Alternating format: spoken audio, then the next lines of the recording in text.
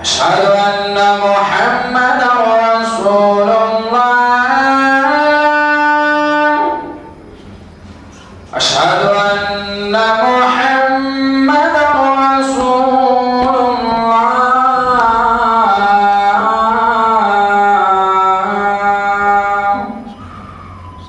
حي على الصلاة حي على الصلاة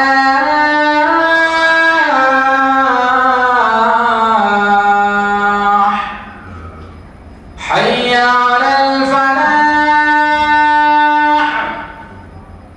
حي على الفلاح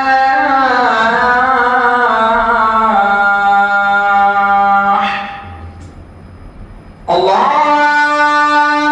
أكبر الله أكبر لا إله إلا الله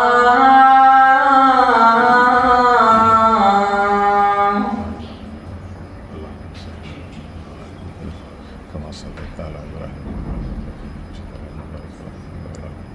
كما باركت على إبراهيم.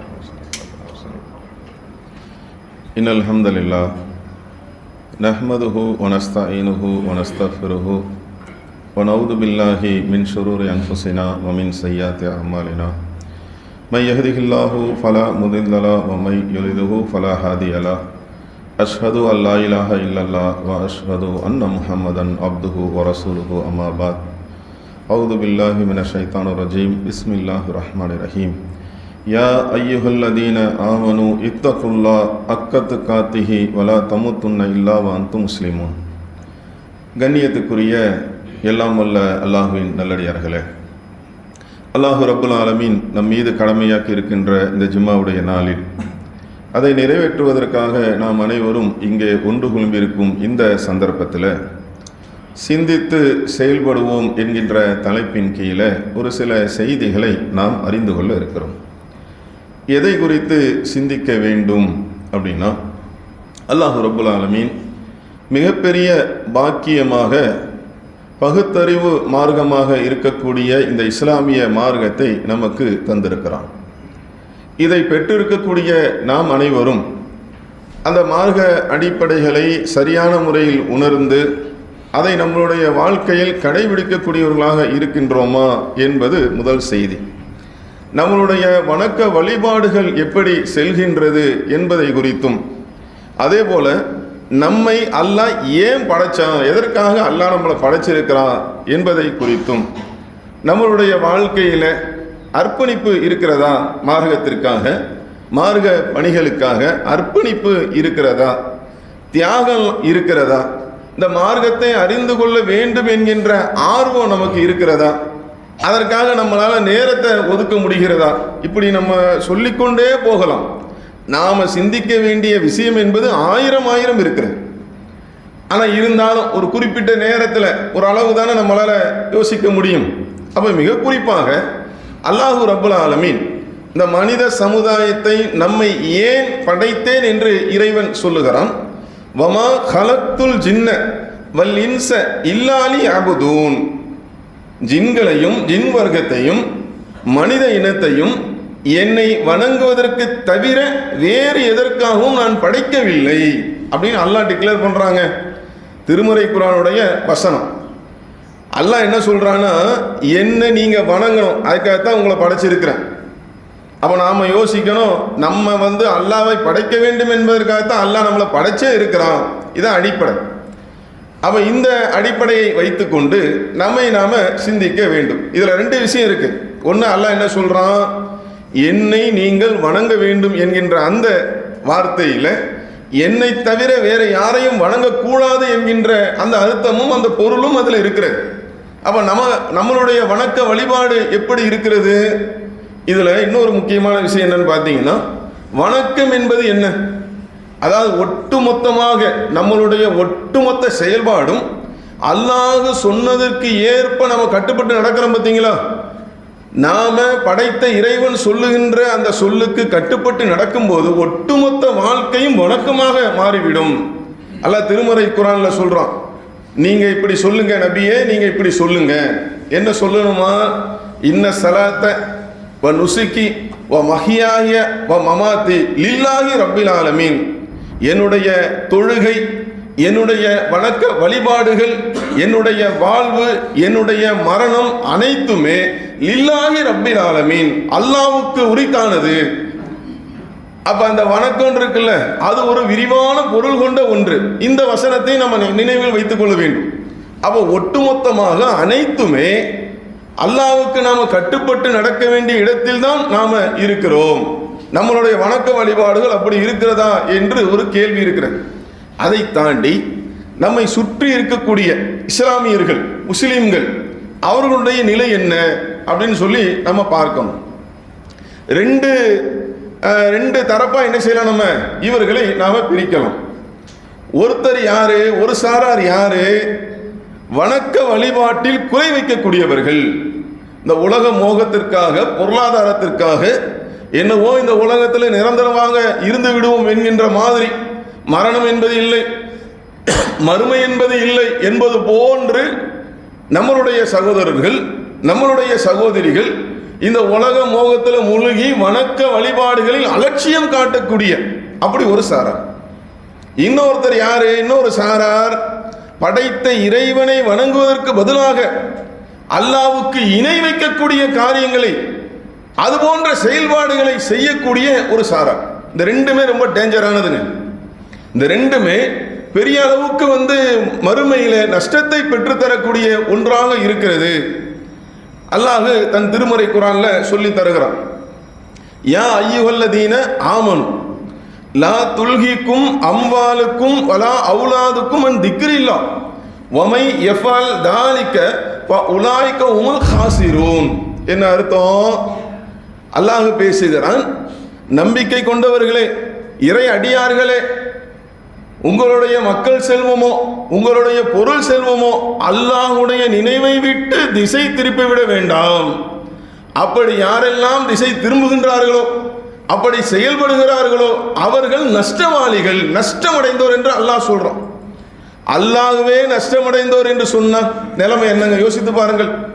ஆனா இன்றைக்கு நம்மளுடைய இஸ்லாமிய சகோதரர்கள் சர்வ சாதாரணமாக இதெல்லாம் ஒரு பெரிய விஷயமா என்பது போன்று கேள்வி எழுப்பிக் கொண்டு வணக்க வழிபாட்டில் குறை செய்யக்கூடியவர்களாக, குறை வைக்கக்கூடியவர்களாக இருப்பதை நாம் கண்கூடாக நம்ம பார்க்கிறோம். அப்ப இதுல இன்னொரு விஷயமும் இருக்குங்க. என்ன விஷயம் அப்படின்னா, பொருளாதாரம் தேவையில்லை என்று அல்லாஹ் சொல்லவில்லை, குடும்பம் தேவையில்லை என்று சொல்லவில்லை. இதுதாங்க இஸ்லாத்தில் உள்ள மிகப்பெரிய ஒரு பியூட்டி. என்ன தெரியுமா? நீங்க மற்ற சித்தாந்தங்கள்லாம் பார்த்தீங்கன்னா, நீங்க எல்லாத்தையும் விட்டுட்டு என்ன செய்யணும்? விலகி படைத்த அந்த அவங்க எதை கடவுள்னு சொல்றாங்களோ அந்த அடிப்படையில் அதை நோக்கி நீங்கள் உங்கள் பாதையை அமைத்துக் கொள்ள வேண்டும் அப்படின்னு சொல்றாங்களா இல்லையா? ஆனா இங்க இஸ்லாம் என்ன சொல்றது தெரியுமா? உங்களுக்கு செல்வம் தேவை, பொருளாதாரம் தேவை, அதை வைத்து நிறைய நன்மையான காரியங்களை செய்ய முடியும். அதே போல மனைவி தேவை, தஸ்குனு இலைஹா அல்லாஹ் குர்ஆன்ல சொல்றான். அந்த மனைவியிடத்தில் தான் உங்களுக்கான அமைதி இருக்கிறது.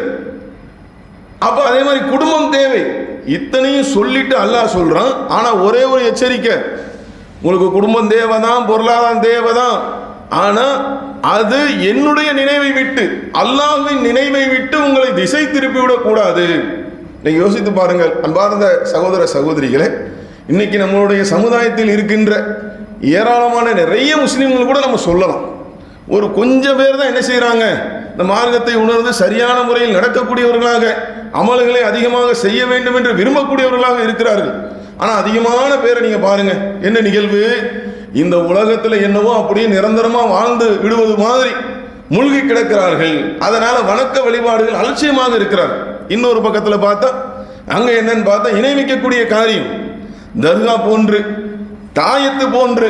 தற்போது நீங்க இந்த மாசத்துல சீசன், ஒவ்வொரு மாசம் சொல்லுவாங்கல்ல, நீங்க வியாபாரிகள் உங்களுக்கு தெரியும், மாசம் ஒவ்வொரு துறை சார்ந்து, ஒவ்வொரு வியாபாரம் சார்ந்து சீசன் இருக்கும். ஆனா இஸ்லாத்தில் இல்லாத விஷயங்கள், இணை வைப்பு வரிகள் கொண்ட அந்த மௌலூதுகள் இந்த மாசத்துல, ரபியுல் அவல் என்று சொல்லக்கூடிய இந்த மாசத்துல சீசன்ல போய் கொண்டு இருக்கிறது.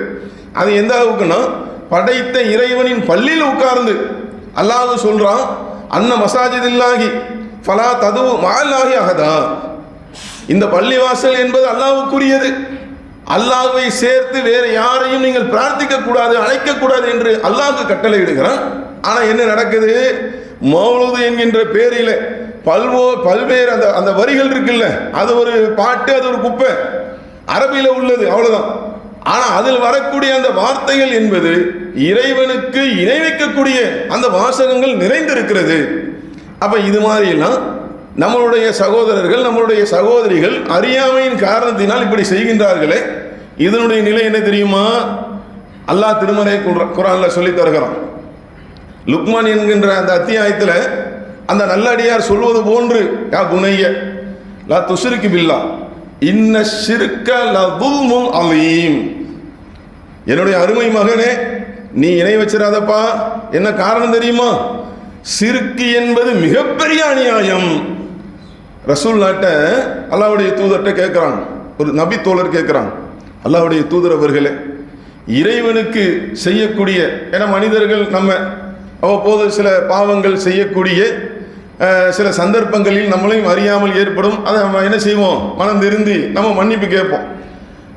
இறைவனுக்கு செய்யக்கூடிய மிகப்பெரிய ஒரு பாவம் என்ன அப்படின்னு நபி தோழர் கேட்குறாங்க. அல்லாஹ்வுடைய தூதர் சொல்றாங்க, அல்லாஹ் உன்னை படைத்திருக்க நீ அவனுக்கு இணை வைக்கிறல்ல, நீங்க அவனுக்கு இணை வைக்கிறீங்கல்ல, அதுதான் மிகப்பெரிய பாவம். அப்போ மிகப்பெரிய அநியாயம் என்று திருமறை குர்ஆன் வர்ணிக்கிறது, மிகப்பெரிய பாவம் என்று அல்லாஹ்வுடைய தூதர் சொல்றாங்க. இதனுடைய ரிசல்ட் என்ன அப்படின்னு பார்த்தீங்கன்னா, மை துஷ்ரிக் பில்லாஹ் ஃபகத் ஹர்ரமல்லாஹு அலைஹில் ஜன்னா. அல்லாஹ் சொல்லிட்டான். மற்ற விஷயங்களுக்காவதுங்க நம்ம மனிதன் என்ற அடிப்படையில் செய்யக்கூடிய அந்த பாவங்களுக்கு இறைவன் நாடினால் நம்மை மன்னித்து ஒரு கட்டத்தில் என்ன செய்வான்? சொர்க்கத்திற்கு செல்வதற்கு வாய்ப்பு இருக்கிறது, மார்க்கம் சொல்லுகிறது. ஆனால் இணை வைத்தால் மிகப்பெரிய அநியாயம் என்று திருமறை குர்ஆன் சொல்லுகின்ற, மிகப்பெரிய பாவம் என்று அல்லாஹ்வுடைய தூதர் சொல்லுகின்ற அந்த செயலை செய்தால் அல்லாஹ் டிக்ளேர் பண்றான், சொர்க்கம் என்பது அவர்களுக்கு விளக்கப்பட்டு விட்டது, தடை செய்யப்பட்டது. என்ன சொல்ல வரேன்னா, இப்படி நம்மளுடைய சமுதாயத்தை சார்ந்த சகோதர சகோதரிகள் செயல்பட்டு கொண்டிருக்கிறார்களே, இதான் முக்கியமாக சிந்திக்க வேண்டிய ஒரு பகுதிக்கு நம்ம இப்போ வந்திருக்கிறோங்க. நம்ம வணக்க வழிபாடு இருக்குது, நம்ம செயல்பாடு எப்படி இருக்கிறது, நம்மளுடைய அர்ப்பணிப்பு என்ன, நம்மளுடைய தியாகம் என்ன, இங்கே தான் அத்தனை கேள்விக்கு இங்கே தான் பதில் காணணும். இவ்வளோ நடக்குத நம்மளை சுற்றி இந்த சத்திய மார்க்கத்தை எடுத்து சொல்வதற்கு நம்ம எத்தனை பேர் களம் இறங்கி இருக்கிறோம், எத்தனை பேர் நேரத்தை ஒதுக்குறோம்? யோசித்து பாருங்கள். மற்ற அனைத்திற்கும் நேரம் இருக்கிறது, பொருளாதார திரட்டுவதற்கு நேரம் இருக்கிறது, மற்ற விஷயங்களை இந்த உலக ரீதியாக நமக்கு சந்தோஷம் தரக்கூடிய அதையெல்லாம் செய்வதற்கு நமக்கு நேரம் இருக்கிறது. ஆனால் நம் கண் முன்னாடி நடக்குது. சில பேர் பார்த்தீங்கன்னா என்னவோ இந்த உலகத்தில் தான் அப்படியே நிரந்தரமாக வாழ்ந்துற மாதிரி அமல்களில் குறைபாடு வைக்கின்றார்கள்.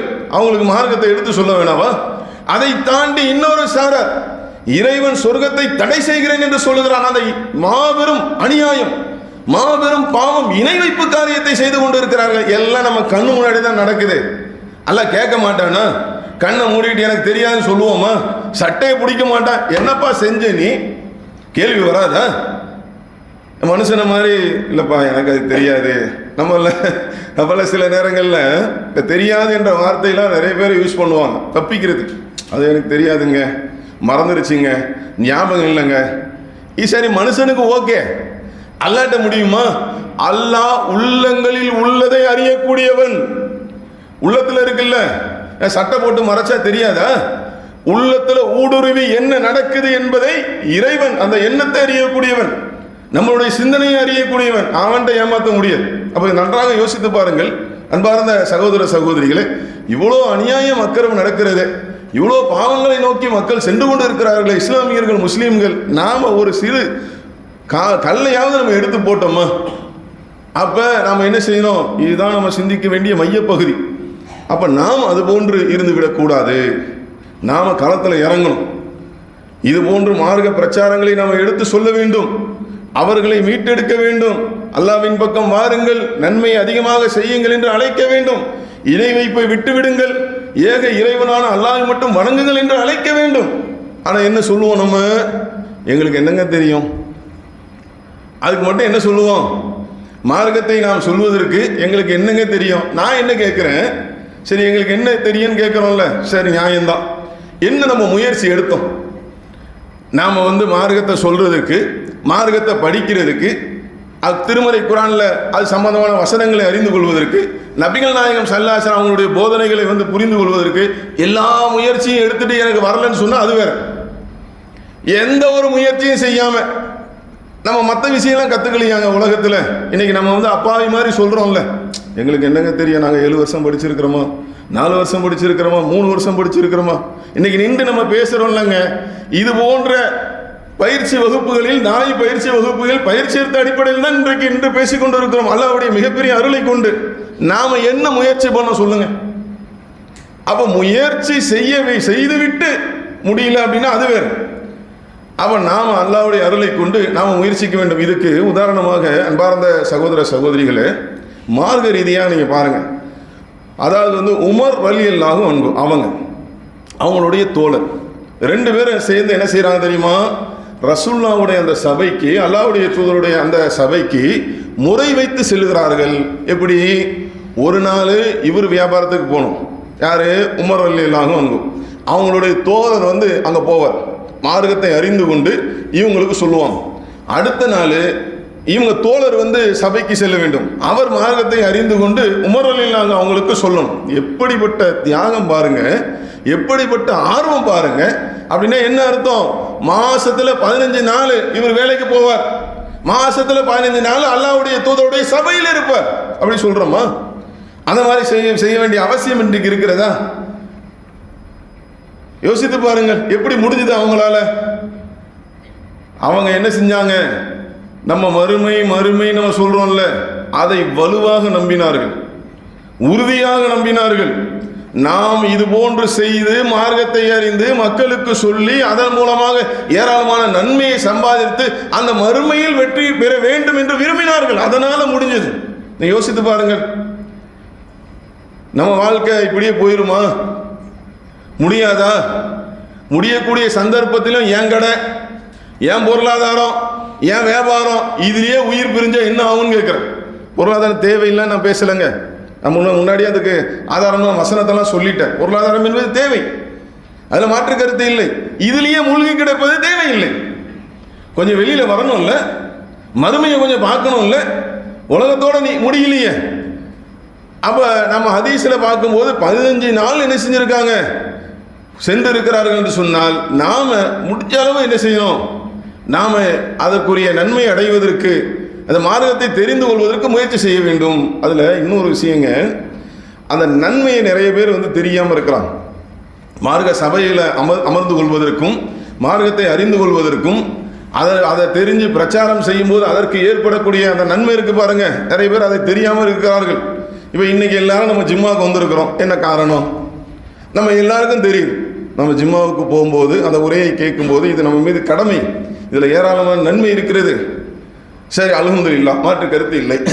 இது இல்லாத வேற சபை இருக்குல்ல, மார்க்கத்தை அறிந்து கொள்ளக்கூடிய, மார்க்கத்துக்கு புறம்பான சபையை நம்ம நிராகரிக்க வேண்டும், புறக்கணிக்க வேண்டும். மார்க்க சபை இருக்குல்ல, அதில் போய் உட்கார்ந்தா நன்மை இல்லையா? அதிகமான நன்மை இருக்கிறது. பாக்கியமிக்கவர்கள் என்று அல்லாஹ் சொல்லக்கூடிய அந்த வார்த்தை இருக்கிறது. நபிகள் நாயகம் ஸல்லல்லாஹு அலைஹி வஸல்லம் சொல்றாங்க, ஒரு இடத்துல இறை நம்பிக்கையாளர்கள் ஒன்று கூடி அல்லாஹ்வை போற்றி புகழ்ந்து அவனை பற்றி பேசி திருமறை குரானை ஒருவருக்கொருவர் பயிற்சித்து கொடுத்து இது மாதிரி எல்லாம் நடக்கக்கூடிய அந்த சபையை வானவர்கள் தங்களுடைய இறகுகளால் சூழ்ந்து கொள்கிறார்கள். எப்படிப்பட்ட அருள் பாருங்க! எல்லாத்தையும் நம்ம விட்டுட்டு உட்கார்ந்து இருக்கிறோங்க. உலகம் காசு பணம், அதுதான் வேதனையா இருக்கிறது. நிறைய சகோதரர்கள் இந்த நன்மை இழந்து கொண்டு இருக்கிறார்கள், இந்த வாக்கியத்தை இழந்து கொண்டு இருக்கிறார்கள். வானவர்கள் என்ன செய்வாங்களாம்? தங்களுடைய இறக்கைகளால் சூழ்ந்து கொள்வார்கள். அதை தாண்டி அந்த சபை முடிந்த பிறகு அந்த வானவர்கள் மேலேறி செல்வார்களாம். அல்லாஹ்வுக்கும் வானவர்களுக்கும் நடைபெறக்கூடிய உரையாடலை அல்லாஹ்வுடைய தூதர் சொல்றாங்க, என்னுடைய அடியார்களை நீங்கள் எந்த நிலையில் விட்டு வந்தீர்கள்? யா அல்லாஹ், அவர்கள் உன்னை வணங்கக்கூடியவர்களாக, உன்னை போற்றக்கூடியவர்களாக, உன்னை பெருமைப்படுத்தக்கூடியவர்களாக, அப்படிப்பட்ட நிலையில் தான் நாங்கள் விட்டுட்டு வந்தோம் யா அல்லாஹ் அப்படின்னு இவங்க சொல்லுவாங்க. சொன்ன பிறகு அல்லாஹ் கேட்பான், அவங்க என்னட்ட என்ன எதிர்பார்க்குறாங்க? இறைவா, உன்னுடைய மன்னிப்பை எதிர்பார்க்கிறார்கள், உன்னிடத்தில் சொர்க்கத்தை எதிர்பார்க்கிறார்கள், உன்னுடைய நரகத்தை விட்டு அவர்கள் பாதுகாப்பு தேடுகிறார்கள் யா அல்லாஹ் என்று சொல்லும் பொழுது, நீண்ட செய்திங்க, நான் சுருக்கி சொல்கிறேன் நேரத்துக்காக. அப்போ அல்லாஹ் சொல்லுவானா, அவர்களை நான் மன்னித்து விட்டேன், இதற்கு உங்களையே நான் சாட்சியாக்குகிறேன் என்று அல்லாஹ் சொல்லும்போது, நல்ல கவனிங்க அன்பார்ந்த சகோதரர்களே, நாம் நினைப்பது போன்று இன்னைக்கு அப்படி ஒரு சிந்தனை இருக்குங்க. நம்மலாம் பிஸி, நம்மலாம் வியாபாரம், நம்மலாம் தொழிலில் இருக்கிறோம். வேலையற்றவர்கள்லாம் உட்கார்ந்து பேசக்கூடியது மார்க்க சபைன்னு நம்ம மண்டையில் ஒரு சில பேருக்கு ஃபிக்ஸ் ஆயிடுச்சு. எல்லாம் காப்பாற்றும், நான்லாம் ரொம்ப பிஸிங்க அப்படின்னு நினைக்கிறாங்கல்ல. நன்மை இழந்து கொண்டு இருக்கிறீர்கள், பாக்கியத்தை இழந்து கொண்டு இருக்கிறீர்கள். தெளிவாக சொல்ல முடியும். என்ன காரணம்? அந்த வானவர் கேட்பாராம், அல்லாஹ் யா அல்லாஹ், அந்த சபையில் ஒருத்தர் இருந்தார், அவர் எப்படிப்பட்ட நபர் தெரியுமா? அவர் அந்த சபையில் கலக்க வேண்டும் என்பதற்காக வரவில்லை, அவர் அந்த வழியா போனார். அப்போ அந்த செய்தி கேட்டு அந்த நேரத்தில் வந்து உட்கார்ந்தார். அப்படி ஒன்று. இன்னொரு செய்தி என்ன? அந்த சபையில் இருக்கக்கூடிய ஒரு நபர் நிறைய பாவங்களை செய்த நபர், அவருக்கும் மன்னிப்பு உண்டா? வானவருடைய கேள்வி புரியுதா? அந்த கேள்வியை கேட்கும்போது அல்லாஹ் சொல்லுவானாம், ஆம், இவர்கள் அல்லாஹ்வை என்னை நினைவு கூர்ந்து போற்றக்கூடிய பேசக்கூடிய இந்த சபை என்பது பாக்கியம் பொருந்த சபை, பாக்கியம் பொருந்திய ஒரு சபை. அதில் கலந்து கொண்ட யார் ஒருவரும் துர்பாக்கியசாலி ஆக மாட்டார். யாரு பாவம் செஞ்ச ஒருத்தர் கூட அங்கே வந்தாலும் இதன் மூலமாக அவர் மன்னிக்கப்படுகிறார் என்ற இந்த செய்தியில நம்ம பார்க்கிறோம். அப்போ அன்பார்ந்த சகோதரர்களே, அன்பார்ந்த சகோதரிகளே, அப்போ நாம் என்ன செய்யணும்? மார்க்கத்தை அறிந்து கொள்வதில், அதை தெரிந்து கொள்வதில் ஆர்வப்பட வேண்டும். இதற்கான ஏராளமான நன்மைகள் இருக்கிறது. அதே மாதிரி நாம் ஒரு அழைப்பாளராக ஆக வேண்டும் என்ற எண்ணம் நமக்குள்ள ஆழமாக வரணும். அல்லாஹ் நாடினா ஒவ்வொருத்தருக்கும் நேர்வழியை அல்லாஹ் தந்து விடுவான். நம்ம மூலியமா ஒருத்தர், என் மூலமாக ஒருவர் இந்த தூய இஸ்லாத்திற்கு, இந்த நேர்வழிக்கு வர வேண்டும், சத்திய கொள்கைக்கு வர வேண்டும் என்று நான் விரும்ப வேண்டும். என்ன காரணம்? நபிகள் நாயகம் சொல்றாங்க, உங்கள் மூலமாக யார் அல்லாஹ்வை நோக்கி அழைக்கின்றாரோ, அந்த அழைப்பை ஏற்று அல்லாஹ்வின் அந்த பாதையை நோக்கி யார் வருகின்றார்களோ, இவர் அழைச்சார்ல, அவர் வந்த ஒருவர், அவர் வந்த பிறகு என்னெல்லாம் நன்மையான காரியங்கள் செய்கின்றாரோ அத்தனைக்கும் இவருக்கு ஒரு பங்கு நன்மை கிடைத்துக் கொண்டே இருக்கும், அவருக்கு எந்த விதத்திலும் குறையாது என்று நபிகள் நாயகம் ஸல்லல்லாஹு அலைஹி வஸல்லம் சொல்றாங்கன்னா எவ்வளோ பெரிய பாக்கியங்க இது. ஆனால் நம்ம கணக்கை சரியாக போடணும். நம்ம உலக கணக்கு போட்டோன்னு வைங்க, இதுக்காக நம்ம ½ அன் ஹவர் ஒதுக்குனா, இதுக்காக நம்ம 1/4 மணி நேரம் ஒதுக்குனா, இதுக்காக நம்ம இந்த நைட்டையே ஒதுக்குனா நம்ம வேஸ்ட் ஆகிருமே, நம்ம பொருளாதாரம் -1000 மைனஸ் ஆகிடுமே, 2000 மைனஸ் ஆகிடுமே நம்ம கணக்கு போட்டால் அது அவுட்டு. நீங்கள் மறுமையை மனதில் வைத்து, நாம் இந்த உலகத்தில் கண்டிப்பாக நிரந்தரமாக வாழப்போவது இல்லை, என் வாழ்க்கை எப்போது முடியும் என்று தெரியவில்லை, என்னுடைய அவகாசம் முடிந்து விட்டால் அல்லாஹ் சுண்டி இழுத்து விடுவான், என்னுடைய உயிரை வாங்கக்கூடிய அந்த வானவர் வந்து விடுவார், காலும் காலும் பின்னிக்கொள்ளும். அந்த நேரத்தில் என்னால் எதுவும் பேச முடியாது, என்னால் எதுவும் செய்ய இயலாது. என் உடலில் இருந்து உயிர் பிரிந்து விட்டால் நான் சேர்த்து வைத்திருக்கிற கோடான கோடி செல்வங்கள் என்னை காக்கவே காக்காது. இந்த முடிவுக்கு வரணும். நம்ம காக்குமா? கொண்டு வைப்பாங்களா கபர் குழியில? இவர் எவ்வளோ பெரிய ஆள் தருமா? இருந்தாங்க பேங்க் பாஸ்புக்கு வைங்க, இந்த வீட்டு பத்திரம், அந்த பங்களா வச்சிருக்காருல்ல அந்த வீட்டு பத்திரம், அந்த பங்களாவுடைய பத்திரம், இந்த கார், இத்தனை கார் வச்சிருந்தாருல அதனுடைய ஆர்சி புக்கு எல்லாத்தையும் சேர்த்தா நம்மளை அடக்கம் செய்கிறாங்க. அப்படி இல்லை தானே? அப்போ இந்த உலகத்துக்கு தேவைங்க. இதெல்லாம் நம்ம ஏன் சொல்கிறோன்னா, இந்த உலகத்திற்கு செல்வம் என்பது தேவை, பொருளாதாரம் என்பது தேவை. இதை இஸ்லாம் அனுமதித்திருக்கிறது, மாற்றுக்கருத்து இல்லை. ஆனால் ஒன்றே ஒன்று தான், இறைவனின் அந்த நினைவை விட்டு திசை திருப்பக்கூடியதாக இருந்துவிடக்கூடாது. ஆகவே அன்பார்ந்த சகோதர சகோதரிகளே, நம்மை சுற்றி ஏராளமாக மார்க்கத்துக்கு முரணான காரியங்கள் நடந்து கொண்டிருக்கிறது. அநியாயமாக என்ன செய்கிறாங்க? மிகப்பெரிய அநியாயமாக இருக்கக்கூடிய இணை வைப்பை செய்து நரகை நோக்கி செல்லக்கூடிய ரொம்ப கவலையாக இருக்குங்க. பெரிய கூட்டம் இருந்து கொண்டு இருக்கிறது. அதே போல் இன்னும் நன்மையை அலட்சியப்படுத்தக்கூடிய, கிடைக்கிற நேரத்தை கூட செல்ஃபோனு, அதுவும் இதுவும் வீணான பேச்சு, இபாதத்தை இல்லாமல் இருக்கக்கூடிய இந்த சகோதர சகோதரிகளை நாம் அனைவரும் களம் இறங்கி இறைவனின் மார்க்கத்தை படித்து அதன் அடிப்படையில் அவர்களை அழைத்து இந்த மார்க்கத்தில் அதிகமான நன்மையை பெறக்கூடிய நன்மக்களாக ஆக வேண்டும் என்று சொல்லி என்னுடைய முதல் உரை நிறைவு செய்கிறேன்.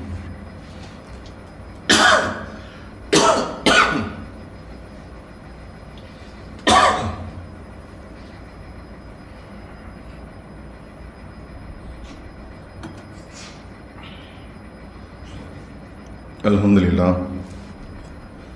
எல்லாம் வல்ல அல்லாஹ்வின் நல்லடியார்களே, நாம் முதல் உரையில் சொன்ன அந்த செய்திகளுக்கு ஏற்றவாறு அல்லாஹுடைய மாபெரும் பேரருளால் நாம் அனைவரும் இந்த சத்திய மார்க்கத்தை அறிந்து கொள்ள வேண்டும் என்பதற்காக நம்மளுடைய கிளையின் சார்பாக இன்ஷா அல்லாஹ் நாளைய தினம் இரவில் தர்பியாவும் அதே போன்று மார்க்க அடிப்படையில் கேள்வி கேட்டு விடை காணக்கூடிய எளிய மார்க்கம் போன்ற நிகழ்ச்சியும் நடத்துவதற்கு திட்டமிட்டு இருக்கிறார்கள்.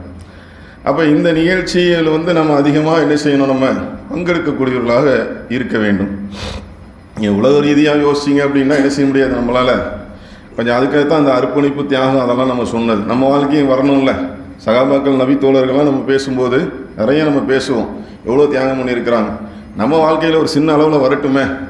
அப்போ இந்த மாதிரி வாய்ப்பை நம்ம என்ன செய்யணும், பயன்படுத்த வேண்டும். அதே மாதிரி இன்னும் ஒரு அரிய வாய்ப்பு என்னன்னு பார்த்தீங்கன்னா, இந்த மார்க்கத்தை எடுத்து சொல்லக்கூடிய ஏகத்துவ பேச்சாளராக நான் ஆக வேண்டும் என்று நாம் விரும்பினால் அதற்குரிய வாய்ப்பாக நம்மளுடைய தென் சென்னை மாவட்டத்தின் சார்பாக என்ன செய்கிறாங்க, இதெல்லாம் நல்ல வாய்ப்புங்க.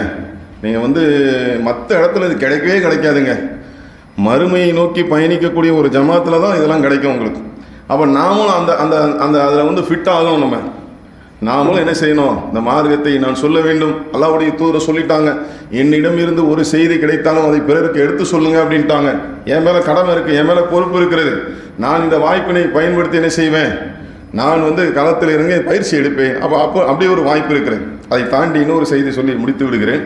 இப்படி கிளையையும் மாவட்டத்தையும் ஆலோசனைகள் மூலமாக வழிநடத்தக்கூடிய நம்மளுடைய மாநில தலைமை, இந்த மாநில தலைமை நம்மளுடைய மாவட்டம் மற்றும் கிளைகள் இவர்களை வழிநடத்தக்கூடிய முக்கியமான இடத்துல நம்ம இருக்கிறோம்.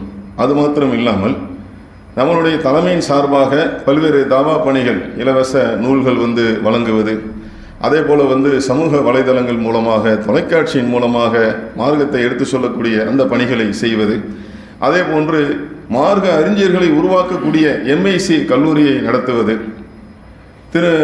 பிள்ளைகள் திருமறை குரானை மனனம் செய்யக்கூடிய ஹிப்ரு மதரசாவை நடத்துவது, பெண்களுக்கான பெண்கள் கல்லூரியை நடத்துவது, இந்த மாதிரி ஏராளமான செயல்பாடுகளை அல்லாஹ்வுடைய அருளை கொண்டு, அதில் மிக முக்கியமாக சமுதாயத்திற்கு ஒரு இழப்பு, ஒரு பிரச்சனை என்று சொன்னால் உடனடியாக களத்தில் இறங்கி பல்வேறு போராட்டங்களை முன்னெடுப்பது, இந்த மாதிரி ஏராளமான பணிகளை அல்லாஹ்வுடைய அருளை கொண்டு நம்மளுடைய ஜமாத் மாநில தலைமை செய்து கொண்டு இருக்கிறது. அப்போ இதற்காக நிறைய பொருளாதாரங்கள் செலவாகிறது. அப்போ வரக்கூடிய ஜிம்மா வசூல் இருக்குல்ல, வரக்கூடிய ஜிம்மா வசூல் இன்ஷா அல்லாஹ் வரக்கூடிய 5ஆம் தேதி அந்த ஜிம்மா வசூலை நம்ம தமிழ்நாடு முழுக்க எல்லா மர்கஸிலையும் வரக்கூடிய அந்த ஜிம்மா வசூலை இந்த செயல்பாட்டிற்காக நம்ம எடுக்க இருக்கிறோம். அதில் ஒரு பகுதியாக இருக்கக்கூடிய நம்ம அம்மஞ்சிக்கரை இந்த கிளையில் நீங்கள் என்ன செய்யுங்க, அடுத்த வாரம் வரக்கூடிய அந்த ஜிம்மாவில் இப்படி ஏராளமான நல்ல பணிகளை, தாவா பணிகளை செய்யக்கூடிய அந்த விஷயத்திற்காக உங்களுடைய பொருளாதாரத்தை அதிகமாக வாரி வழங்குங்கள். இதை நீங்கள் எடுத்து சொல்லுங்கள் மக்களிடத்தில். ஏன்னா நிறைய மக்கள் இருப்பாங்களே, சுன்னத் ஜமாத் மக்கள், நிறைய மக்கள் தன்னுடைய பொருளாதாரத்தை வீணான இதில் போதுங்க. இப்போ இதெல்லாம் இருக்குல்ல, மௌலுதெல்லாம் நம்ம உதாரணத்துக்கு சொன்னோம்ல, அதெல்லாம் பார்த்தீங்கன்னா ஏதாவது நன்மை கிடைக்குமா? மார்க்கத்தில் இல்லாத ஒன்று செஞ்சால் நிறைய பொருளாதாரம் வீணாக போகுதுங்க. அப்போ நம்ம போய் நின்று எங்கள் மார்க்கத்தை சொல்லக்கூடிய மார்க்க அறிஞர்களை உருவாக்குவதற்கு உங்களுடைய பொருளாதாரத்தை தாருங்கள். திருமறை குரானை மனனம் செய்யக்கூடிய ஆலிம்களை உருவாக்கக்கூடிய ஹிப்ஸுகளை உருவாக்கக்கூடிய அதுக்காக உங்களுடைய பொருளாதாரங்களை தாருங்கள். பெண்களுக்கான மதரசாவை நாங்கள் நடத்துகிறோம், அதற்குரிய பொருளாதாரம் தாருங்கள் என்று சொல்லி நாம் அனைவரும் களத்தில் நின்று அதிகமான பொருளாதாரத்தை திரட்டி தருமாறு கேட்டு என்னுடைய உரையை நிறைவு செய்கிறேன். வாஹிர் தவானா அல்ஹம்துலில்லாஹி ரப்பில் ஆலமீன். அஸ்ஸலாமு அலைக்கும் வரஹ்மத்துல்லாஹி வபரகாத்துஹு.